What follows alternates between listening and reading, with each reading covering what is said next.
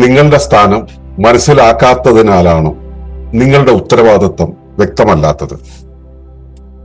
ഇതാണ് നമ്മൾ ഇന്ന് പരിശോധിക്കുന്നത്. പറയുന്നത് ഇങ്ങനെയാണ്: hierarchical responsibility defines our position in nature to serve the larger whole. 5-ാമത്തെ അധ്യായമാണ് മാനവ ജീവിത ഉദ്ദേശം കണ്ടെത്തലും നിറവേറ്റലും. അതില് ഹൈറാർക്കിയൽ ഉത്തരവാദിത്വം എന്നുള്ളതാണ് ഇന്നത്തെ വിഷയം. എന്താണ് പ്രകൃതിയിലെ ശ്രേണീസ്ഥാനവും സേവന ദൗത്യവും? എങ്ങനെയാണ് പ്രകൃതിയും മനുഷ്യനും തമ്മിലുള്ള പങ്കാളിത്തം? എങ്ങനെയാണ് നിലനിൽപ്പ് ഉപരിവ്യവസ്ഥയോടുള്ള സേവനമാകുന്നത്? എങ്ങനെയാണ് സ്ഥാനം ഉത്തരവാദിത്വം നിർണയിക്കുന്നത്? ഈ ചോദ്യങ്ങൾക്കുള്ള ഉത്തരം നമുക്ക് അന്വേഷിച്ചു നോക്കാം. ഏവർക്കും നമസ്കാരം. ശുഭകരമാകട്ടെ, ഈ ദിനം സന്തോഷകരമാവട്ടെ, സൗഖ്യകരമാകട്ടെ, അനുഭവങ്ങളും അനുഭൂതികളും നമ്മെ ഏവരെയും നയിക്കുമാറാകട്ടെ.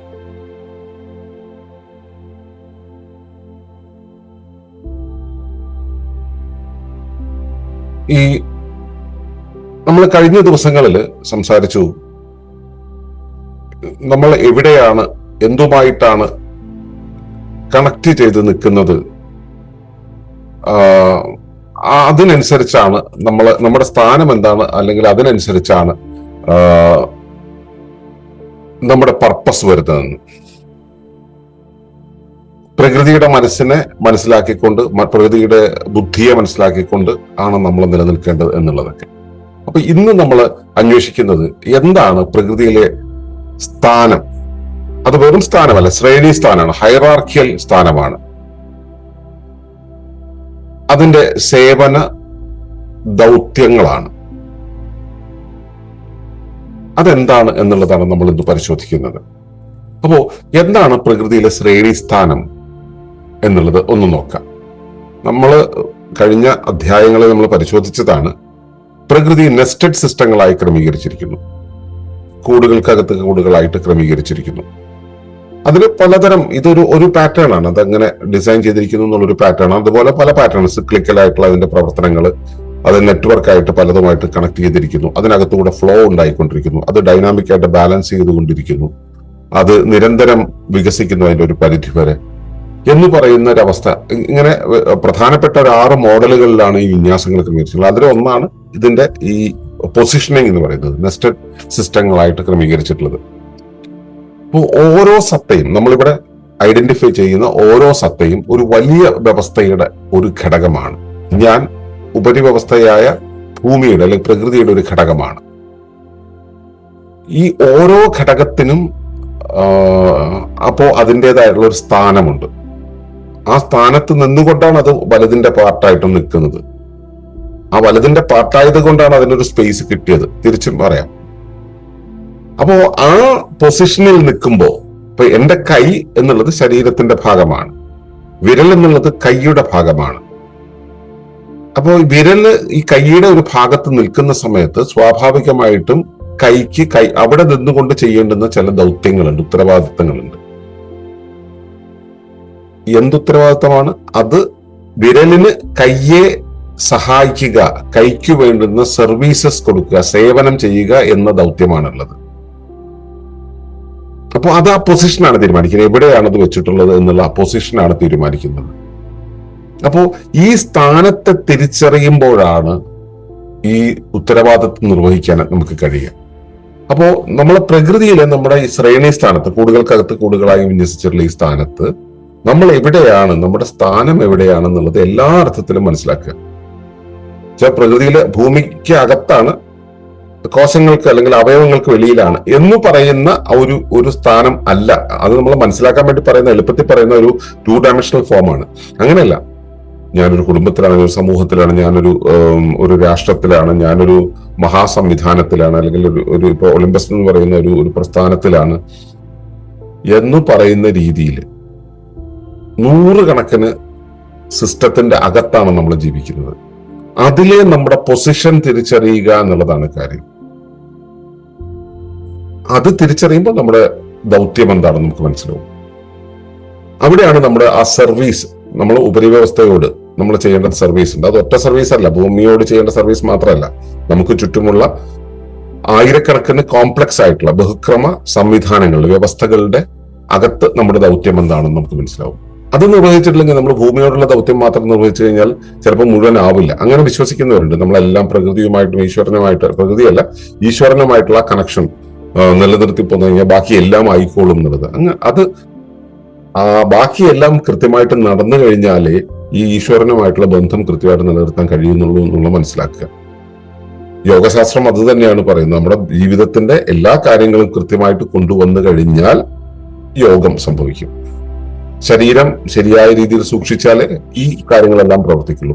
പരിസരം ശരിയായി സൂക്ഷിച്ചാലേ ഇവയ്ക്ക് നിലനിൽക്കാൻ കഴിയുള്ളൂ. ഇങ്ങനെ ഇവയെല്ലാം കൂടെ ചേരണം. എല്ലാം കൂടെ ചേരണമെങ്കിൽ ഈ ബഹുക്രമ സംവിധാനത്തിലെ മിക്കവാറും നമുക്കറിയാവുന്ന എന്തെല്ലാം വ്യവസ്ഥകളുണ്ടോ ആ വ്യവസ്ഥകളോടെല്ലാം നീതി പാലിക്കണം. അപ്പൊ അവയുടെ പൊസിഷൻ അറിയണം, അവയോടുള്ള സേവനം,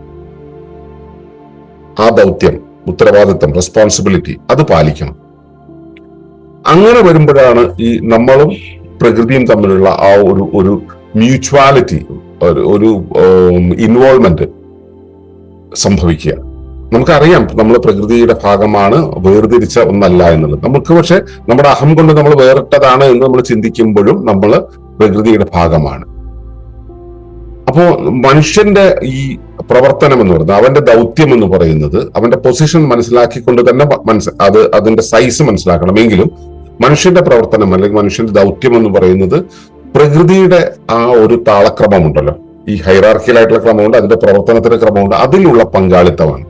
മനുഷ്യന്റെ ജീവിതം എന്ന് പറയുന്നത് അതിലുള്ള പങ്കാളിത്തമാണ്. ഈ പങ്കാളിത്തം സജീവമാകുന്നത് പ്രകൃതിയുമായി സമന്വയത്തിലാകുമ്പോഴാണ്. നമ്മൾ ബുദ്ധി കൊണ്ട് നമ്മുടെ വ്യാവഹാരിക ജീവിതത്തിലെ കുറെ കാര്യങ്ങളിൽ നമ്മൾ സമന്വയം നേടിയാലും എത്രയൊക്കെ നേടിയാലും അവസാനം സമാധാനമില്ലാതെ നമ്മുടെ ആത്യന്തികമായിട്ടുള്ള ശാന്തി എവിടെയാണെന്ന് അന്വേഷിച്ചു പോകേണ്ടി വരുന്നത് എന്താണെന്ന് വെച്ചാൽ പ്രകൃതിയുമായി സമന്വയമാകുന്നില്ല എന്നുള്ളത് കൊണ്ടാണ്. അപ്പോൾ പ്രകൃതിയുമായിട്ടുള്ള സമന്വയത്തിലൂടെ മാത്രമേ ഈ നമ്മുടെ ജീവിതത്തിലെ പങ്കാളിത്തം, ഇപ്പൊ നമ്മള് ആരൊക്കെയോ നിർമ്മിച്ച ഒരു ജീവിത പദ്ധതിയിലൂടെ ജീവിച്ചു പോകണം. അവർ തന്ന വിദ്യാഭ്യാസം, അവർ തന്ന തൊഴിൽ, അവർ തന്ന പണം, അവർ തന്ന വീട്, അവർ തന്ന വസ്ത്രം, അവർ തന്ന ഡിസൈൻ, അവർ തന്ന ഔഷധം, അവർ തന്ന രോഗം, അവർ തന്ന സൗഖ്യം, ഇതിലൂടെയാണ് നമ്മൾ പോകുന്നത്. ഇതിന് പകരം നമുക്ക് നമ്മളിൽ സഹജമായി നിൽക്കുന്ന പ്രകൃതി കൽപ്പന ചെയ്തിട്ടുള്ള ഒരു സംഭവമായിട്ട് പങ്കാളിത്തത്തിലാകുമ്പോഴാണ് നമുക്ക് ആ പങ്കാളിത്തം സജീവമാക്കി സൂക്ഷിക്കാൻ കഴിയും. അതായത് പ്രകൃതിയുമായി സമന്വയത്തിലാകുമ്പോഴാണ് അത് സൂക്ഷിക്കാൻ കഴിയുക. ഇത് പരസ്പരാശ്രയത്വത്തിലൂടെ ഉണ്ടാവുക. നമ്മൾ നമ്മുടെ ചുറ്റുമുള്ള പരിസരവുമായിട്ട് ആ പരസ്പരാശ്രയത്വം ഉണ്ടാവുക. പരസ്പരാശ്രയത്വം നടക്കണമെന്നുണ്ടെങ്കിൽ എന്തുണ്ടാവണം? നമുക്ക് ചുറ്റും ഉള്ളത് എന്താണെന്ന് അറിയണം, നമ്മുടെ പൊസിഷൻ അറിയണം. അപ്പൊ അങ്ങനെ നിൽക്കുമ്പോഴാണ് നമ്മൾ ആ ഉപരിവ്യവസ്ഥയോട് ചേർന്നുള്ള ഒരു നിൽപ്പ് പൂർണ്ണമാക്കുന്നത്. അതായത് നമ്മൾ നമ്മുടെ ഉപരിവ്യവസ്ഥയോട് ചേർന്ന് പ്രവർത്തിക്കുന്നു, അല്ലെങ്കിൽ ഉപരിവ്യവസ്ഥയ്ക്ക് വേണ്ടി പ്രവർത്തിക്കുന്നു. ഉപരിവ്യവസ്ഥകൾ എന്ന് പറയുന്നത് ഭൂമിയാണ്, അല്ലെ പ്രകൃതിയാണെന്ന് പറയുന്നത് മാത്രമല്ല, അതിനിടയിലുള്ള ഒട്ടേറെ ഉപവ്യവസ്ഥകളുണ്ട്. ഒന്ന് ഉദാഹരണമാണ് കുടുംബം എന്ന് പറയുന്നത്. അതിനും അകത്തേക്ക് വന്നു കഴിഞ്ഞിട്ടുണ്ടെങ്കിൽ വ്യക്തി എന്ന രീതിയിൽ ഞാൻ അറിയുന്ന ഞാൻ ബോധത്തിന്റെ പുറത്ത് ഞാൻ ഉണ്ടാക്കി വെച്ചിട്ടുള്ള ആ സ്വകീയ ഞാൻ, സ്വന്തമാക്കിയ ഞാൻ ഒക്കെ ഉണ്ടല്ലോ, ആ ആത്മത്തെ നമ്മൾ അറിയേണ്ടതുണ്ട്. ആ ആത്മം എന്തെന്നും നമ്മൾ നിരീക്ഷിച്ചറിയേണ്ടതുണ്ട്. അതുകൊണ്ടാണ് നമ്മൾ തുടക്കം മുതൽ പഠിച്ചു വന്നത്. ആ ഭൗതികമായ ഞാൻ എന്താണ്, ആ സ്വായത്തമാക്കിയ ഞാൻ എന്താണ്, ഞാൻ നിർമ്മിച്ചെടുത്ത ഞാൻ എന്താണ് എന്നുള്ളത് ഇതിന്റെ അകത്താണ് നമ്മൾ ആ ഞാൻ ബോധം നിൽക്കുന്നത്. ആ ഞാൻ ബോധം എന്നുള്ളത് ഇതിന്റെ എല്ലാം ഉള്ളിലാണ് നിൽക്കുന്നത്, അതിന്റെ അകക്കാമ്പലാണ് നിൽക്കുന്നത് എന്ന് മനസ്സിലാക്കി തന്റെ മുകളിലുള്ള ഈ വ്യവസ്ഥകളെ കൃത്യമായിട്ട് മനസ്സിലാക്കി അവയ്ക്ക് വേണ്ടി പ്രവർത്തിക്കണം. എന്നുവെച്ചപ്പോ നിർമ്മിത ഞാൻ ഉണ്ടെന്നിരിക്കട്ടെ, ആ നിർമ്മിത ഞാനിന് വേണ്ടി പ്രവർത്തിച്ച് ഞാൻ അതിനെ ബൂസ്റ്റ് ചെയ്യണം എന്നുള്ള അർത്ഥത്തിലല്ല പറഞ്ഞത്. അവയും കൂടെ അറിഞ്ഞുകൊണ്ടാണ് പ്രവർത്തിക്കുക, അതിനെയും കൊണ്ട് അറിഞ്ഞുകൊണ്ടാണ് പ്രവർത്തിക്കുക. അവിടെ മുതൽ തുടങ്ങി ഈ വ്യക്തി എന്നുള്ളതിൽ നിന്ന് സമൂഹം എന്നുള്ളതിലേക്ക്, സമൂഹം എന്നുള്ളതിൽ നിന്നും പ്രകൃതി എന്ന തലത്തിലേക്ക് നമ്മളെ പതുക്കെ പതുക്കെ നമ്മുടെ ബോധ്യത്തെ വികസിപ്പിച്ചു കൊണ്ടുവരണം, നമ്മുടെ പൊസിഷനെ വികസിപ്പിച്ചു കൊണ്ടുവരണം. നമ്മൾ ഉള്ള ശരീരം വെച്ചിട്ട് എങ്ങനെ പൊസിഷനെ വികസിപ്പിക്കുക? നമ്മൾ സ്ഥിരം പറയുന്ന ഒരു ഉദാഹരണം, ഒരു കാറിന്റെ അകത്തേക്ക് കയറി ഡ്രൈവർ സീറ്റിൽ ഇരുന്നിട്ട് ഡോർ അടയ്ക്കുന്നതോടുകൂടി നമ്മുടെ സൈസ് എന്നുള്ളത് നമ്മുടെ ശരീരത്തിന്റെ സൈസ് വിട്ട് കാറിന്റെ സൈസായിട്ട് മാറി. നമ്മൾ നാട്ടില് ഒരു സാധാരണ വ്യക്തിയായിട്ട് ജീവിച്ച് കൊണ്ടിരിക്കുന്നതിന്റെ ഇടയിൽ നമ്മൾ വീട്ടിലേക്ക് തിരികെ വരികയാണ്. വീട്ടിലേക്ക് തിരികെ വന്ന് ഗേറ്റ് തുറന്ന് അകത്തേക്ക് കയറിയാൽ പിന്നെ അച്ഛനായി, അല്ലെങ്കിൽ മകനായി, മറ്റൊന്നായി. അപ്പോൾ ഈ രീതിയിൽ നമ്മുടെ ബോധത്തിന്റെ ഒരു വികാസത്തിലാണ് ഈ നമ്മുടെ സൈസ് മാറുന്നത്. അപ്പൊ അവിടെ നമ്മൾ അതായി നിലനിൽക്കുന്നതിന് നമ്മൾ നമ്മുടെ ആ ഒരു സർവീസ് എന്നുള്ളത്, നമ്മുടെ ഉപരിവ്യവസ്ഥയോടുള്ള സർവീസ് പുലർത്തുകയാണ് വേണ്ടത്. ഒരു വീട്ടിലൊക്കെ ഒരാൾ വന്ന് കയറിയിട്ട് തന്റെ മക്കളെ കണ്ടു, തന്റെ ഇണയെ കണ്ടു, അവരെയൊക്കെ കണ്ടു കഴിഞ്ഞാൽ അവരെല്ലാം സാധാരണ വ്യക്തികളാണെന്ന് പറഞ്ഞ് നിൽക്കുകയാണെങ്കിൽ ഇയാൾ ഒരു വ്യക്തിയായി നിൽക്കുകയുള്ളൂ. അതേസമയം അയാൾക്ക് ആ കുടുംബത്തിനകത്ത് അയാളുടെ സ്ഥാനത്ത് അയാളുടെ സൗഖ്യത്തിൽ നിലനിൽക്കണം എന്നുണ്ടെങ്കിൽ അയാളുടെ സേവനം, അയാൾ അവിടെ ചെയ്യേണ്ടത് സേവനം. അച്ഛൻ എന്ന് വെച്ചാൽ മക്കളെ എടുത്ത് താലോലിക്കണം, അവർക്ക് വേണ്ടത് കൊടുക്കണം, ഇണയോട് പ്രണയപൂർവ്വം പെരുമാറണം, അമ്മയോട് വാത്സല്യത്തോടുകൂടി ആദരവോടുകൂടി പെരുമാറണം. ഈ രീതിയിൽ നമ്മളെ വീട്ടിലേക്ക് വന്ന് കയറുമ്പോൾ വീട്ടിലുള്ള ഓരോന്നിനോടും ഓരോ വ്യക്തികളോടും ഓരോ സംവിധാനത്തോടും നമ്മൾ ആ രൂപത്തിൽ തന്നെ കാണും. വീട്ടില് ഒരു അതിഥിയെ പോലെ വന്നിട്ട് ഇപ്പൊ ജനാല മുഴുവൻ അഴുക്കായി കിടക്കുന്നു, അത് കണ്ടു കഴിഞ്ഞാൽ എന്താ അഴുക്കായി കിടക്കുന്നത് ആലോചിച്ചിരുന്നിട്ട് കാര്യമില്ലോ. നമ്മുടെ വീടാണെങ്കിൽ നമ്മളത് ചെയ്യണം. അപ്പോ നമ്മൾ നമ്മുടെ അവിടുത്തെ എക്സിസ്റ്റൻസ്, അസ്തിത്വം എന്നുള്ളത് നിലനിൽക്കണമെങ്കിൽ നമ്മുടെ ആ പൊസിഷൻ മനസ്സിലാക്കി അവിടെ നമ്മുടെ സേവനം എന്തെന്ന് കണ്ടറിഞ്ഞ് ചെയ്യണം. ആ കണ്ടറിഞ്ഞ് ചെയ്യുന്ന സമയത്താണ് നമ്മുടെ ഉപരിവ്യവസ്ഥയോടുള്ള ആ ഒരു എന്താ പറയാ പാരസ്പര്യം എന്നുള്ളത് ഓണാക്കുക നമ്മൾ. അല്ലെങ്കിൽ അത് ഓണാവില്ല, നമ്മൾ ആ പൊസിഷനിൽ ഉണ്ടെന്ന് മാത്രമല്ല, നമ്മളെ വലിയ ഗിയറിനകത്ത് ചെറിയൊരു ഗിയർ സ്വതന്ത്രമായിട്ട് തിരിയുന്നത് പോലെയുള്ള ഒരവസ്ഥയായിരിക്കും. ഈ മെക്കാനിസം ഇപ്പൊ ഒരു ആ കാറിനകത്തേക്ക് കയറി ഡ്രൈവർ വേണ്ടതുപോലെ ഓടിച്ചോട്ടെ, ബാക്കിയുള്ളതെല്ലാം മറ്റുള്ളവർ നോക്കിക്കോട്ടെ, ഞാൻ ഇതിനകത്ത് വെറുതെ ഇരിക്കുന്നു എന്ന് മാത്രം പറഞ്ഞിരിക്കുന്നത് പോലെ ആയിരിക്കും നമ്മൾ ഒരു ഗൃഹസ്ഥൻ അയാളുടെ കുടുംബത്തിനകത്ത് കയറി ഒന്നും ചെയ്യാതിരിക്കുന്നു. അയാളുടെ റോള് മനസ്സിലാക്കി അയാളുടെ സൈസ് മനസ്സിലാക്കി അതിനനുസരിച്ച് ബിഹേവ് ചെയ്യണം. അപ്പോ നമുക്ക് ഒരു വ്യവസ്ഥയ്ക്കകത്ത് നിലനിൽക്കുമ്പോൾ ആ നിലനിൽപ്പ്, അവിടുത്തെ ആ അസ്തിത്വം അല്ലെങ്കിൽ എക്സിസ്റ്റൻസ് എന്നുള്ളത് ഉപരിവ്യവസ്ഥയോടുള്ള ധർമ്മനിർവഹണത്തിനനുസരിച്ചാണ്. ഇപ്പൊ പൊസിഷൻ മനസ്സിലാക്കിയാൽ പോരാ, ഉപരിവ്യവസ്ഥയോടുള്ള ധർമ്മം എന്താണെന്ന് അത് നിർവഹിക്കണം. അപ്പോ മനസ്സിലാക്കുക, ഈ സ്ഥാനം ഉത്തരവാദിത്തത്തെ നിർണ്ണയിക്കുന്നത് എങ്ങനെയാണെന്ന്. സ്ഥാനം എന്നുള്ളത് ആണ് നമ്മൾ ആ പൊസിഷനിൽ നിൽക്കുന്നു എന്നുള്ളതാണ് നമ്മുടെ പങ്ക്, നമ്മുടെ റോൾ എന്താണ്, നമ്മുടെ ആക്ടിവിറ്റി എന്താണെന്നുള്ളത് ഡിറ്റർമിൻ ചെയ്യുന്നത്. ആ നമ്മുടെ റോളാണ് നമ്മൾ റെസ്പോൺസിബിലിറ്റി ആയിട്ട് നമ്മൾ പ്രകടമാക്കുന്നത്. നമ്മുടെ ആ സ്ഥാനം വ്യക്തമായാൽ, നമുക്ക് ആ കാര്യത്തിൽ വ്യക്തത വന്നു കഴിഞ്ഞാൽ നമുക്ക് ഉത്തരവാദിത്വം വ്യക്തമായിട്ട് അറിയും. സ്ഥാനം ഇപ്പൊ ഞാൻ അച്ഛനാണ് എന്ന് അറിയുമ്പോഴാണ് എനിക്ക് വാത്സല്യം ഉണ്ടാവുക, കുട്ടികളെ പരിഗണിക്കുക എന്നുള്ള ഒരു കാര്യമുണ്ടെന്ന് എനിക്ക് മനസ്സിലായി. ഞാൻ അച്ഛനാണെന്ന് എനിക്ക് മനസ്സിലായിട്ടില്ലെങ്കിലോ. അപ്പോ നമുക്ക് നമ്മുടെ സ്ഥാനം വ്യക്തമാകണം. അപ്പൊ നമ്മുടെ ഉത്തരവാദിത്വം വ്യക്തമായിട്ട് നമുക്കറിയാൻ കഴിയും. ഈ ഉത്തരവാദിത്വം പാലിച്ചു കഴിയുമ്പോൾ സമന്വയം സ്വാഭാവികമായിട്ട് സംഭവിക്കും. അപ്പോ ഇവിടുത്തെ പ്രധാന ബോധ്യം എന്ന് പറയുന്നത് നാം ഒരു വലിയ വ്യവസ്ഥയുടെ ഭാഗമാണ്. അതിനകത്ത് നമ്മുടെ പൊസിഷൻ തിരിച്ചറിയുക. ആ പൊസിഷൻ തിരിച്ചറിയുമ്പോൾ നമ്മുടെ ദൗത്യം എന്താണെന്ന് മനസ്സിലാവും. ആ ദൗത്യത്തെ നമ്മൾ നിർവഹിക്കുക, അതൊരു സേവനമായിട്ട് പ്രകടമാക്കുക. ആ സേവനം പ്രകടമാകുന്ന സമയത്ത് നമ്മുടെ സമന്വയം, നമ്മുടെ ആ വ്യവസ്ഥയുടെ സമഗ്രത കൃത്യമായിട്ട് ഉണ്ടാവും. അവിടെ നിന്ന് വേണം നമ്മൾ ഈ ആത്മയാനത്തിലൂടെ യാത്ര ചെയ്യാൻ. നിങ്ങൾ മനസ്സിലാക്കേണ്ടത് നമ്മുടെ പർപ്പസ് അറിഞ്ഞു, ഇപ്പൊ നിങ്ങളുടെ പൊസിഷൻ അറിയണം. ആ പൊസിഷൻ, നിങ്ങൾ എന്തെല്ലാം ബഹുക്രമ സംവിധാനത്തിനകത്താണ് നിൽക്കുന്നത്, നിങ്ങൾ എങ്ങനെയെല്ലാം കണക്ട് ചെയ്തിരിക്കുന്നു, നിങ്ങളുടെ ദൗത്യങ്ങൾ എന്തൊക്കെയാണ്, നിങ്ങളുടെ ആ പൊസിഷൻ അനുസരിച്ചുള്ള ദൗത്യങ്ങൾ എങ്ങനെയാണ്, ആ ദൗത്യങ്ങളെ സാക്ഷാത്കരിക്കാനായിട്ട് നിങ്ങൾ എന്താണ് ചെയ്യേണ്ടത്. ഉദാഹരണം പറഞ്ഞല്ലോ, അച്ഛനാണ് അല്ലെങ്കിൽ അമ്മയാണ്, സഹോദരനാണെങ്കിൽ അച്ഛൻ മക്കളോട് എങ്ങനെയാണ് പെരുമാറേണ്ടത്, വീട്ടിലേക്ക് വന്നു കയറുമ്പോൾ അവർക്ക് ഉള്ള മധുരപലഹാര പൊതിയും കൊണ്ടല്ലേ വരേണ്ടത്, അവർ വന്നു കഴിഞ്ഞാൽ അവരെ ഒന്ന് താലോലിക്കുകയല്ലേ വേണ്ടത്, അവരുടെ സുരക്ഷയെയും കുറിച്ച് ചിന്തിക്കുകയും പറയുകയും അല്ലേ വേണ്ടത്. അവിടെ ആ റോൾ എടുത്തില്ലെങ്കിൽ നമുക്ക് അവിടെ ആ ഒരു എക്സിസ്റ്റൻസ് ഉണ്ടാവില്ല.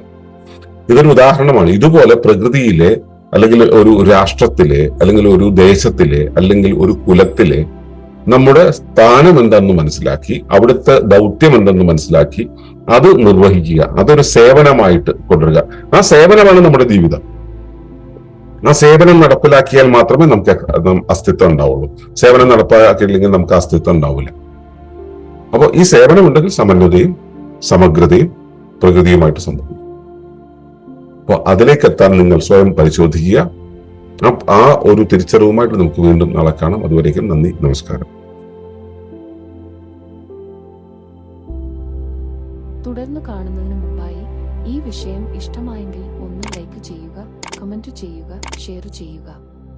നിങ്ങൾ പ്രകൃതിയെ ഇഷ്ടപ്പെടുന്നുവെങ്കിൽ ഈ ചാനൽ ഒന്ന് സബ്സ്ക്രൈബ് ചെയ്യുക.